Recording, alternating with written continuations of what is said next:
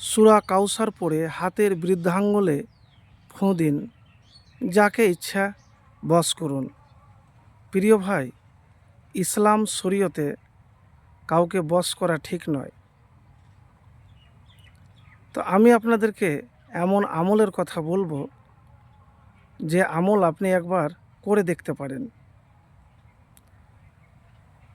এই আমল যদি করতে পারেন তাহলে যে আপনাকে ছেড়ে চলে গিয়েছে বা রাগারাগি হয়েছে স্বামী স্ত্রীতে, বা অনেক কিছু আপনার সাথে সম্পর্ক নষ্ট হয়ে গেছে, জোড়া লাগতে পারে।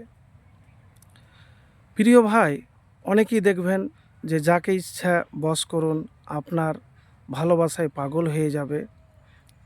এসব আমলের কোনো দলিল বা হাদিস নাই। তবে এতটুকুন আপনাকে বলবো যে আপনি আল্লাহর কাছে দোয়া করতে পারেন, চাইতে পারেন। তো কিভাবে আপনি আমল করবেন, আমি আপনাকে সেই আমলের কথা আজকে এই ভিডিওতে বলবো।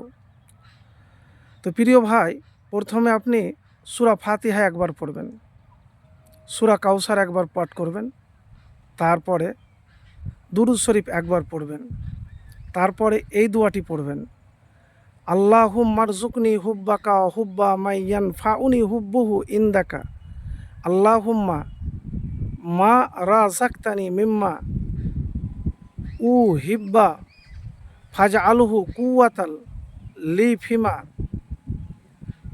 তুহিব্বু, আল্লাহুম্মা ওয়ামা যাওয়াইতা আন্নি মিম্মা উহিব্বু ফাজআলহু লি ফারাগান ফিমা।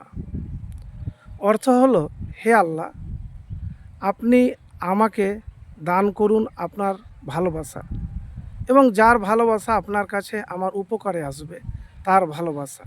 হে আল্লাহ, আমার যে কাঙ্ক্ষিত বিষয় আপনি আমাকে দান করেছেন, আপনি তাকে আমার প্রিয় বিষয় অর্জনের শক্তিতে রূপান্তরিত করুন। হে আল্লাহ, আর আমার যে কাঙ্ক্ষিত বিষয় থেকে আপনি আমাকে বঞ্চিত করেছেন, তাকে আপনি আপনার প্রিয় বিষয় অর্জনে অবসরে রূপান্তরিত করুন। তো প্রিয় ভাই, এই দোয়াটি আপনি পড়বেন। কখন পড়বেন? প্রত্যেক নামাজের পরে আপনি পড়বেন। প্রত্যেক নামাজের পরে আপনি এই দোয়া পাঠ করবেন। তো প্রিয় ভাই, যে জিনিস আপনি হয়তো চাইছেন পাচ্ছেন না, বা আপনাকে ছেড়ে চলে গিয়েছে, বা আপনি তার ভালোবাসা লাভ করতে পারছেন না, নেক উদ্দেশ্য নিয়ে আল্লাহর কাছে যদি দোয়া করেন, তাহলে সেই উদ্দেশ্য ইনশাআল্লাহ পূরণ হবে। কেন জানেন? নবীজি সাল্লাল্লাহু আলাইহি সাল্লাম বলেছেন, আল্লাহর কাছে অধিক মর্যাদাপূর্ণ যে আল্লাহর কাছে সে দোয়া করে চায়। তো চাওয়াটা যদি আপনার সত্যিকারেরই হয়, তো পাওয়াটাও সুনিশ্চিত। তো এই দোয়া পড়ে আপনি একবার আমল করে দেখতে পারুন।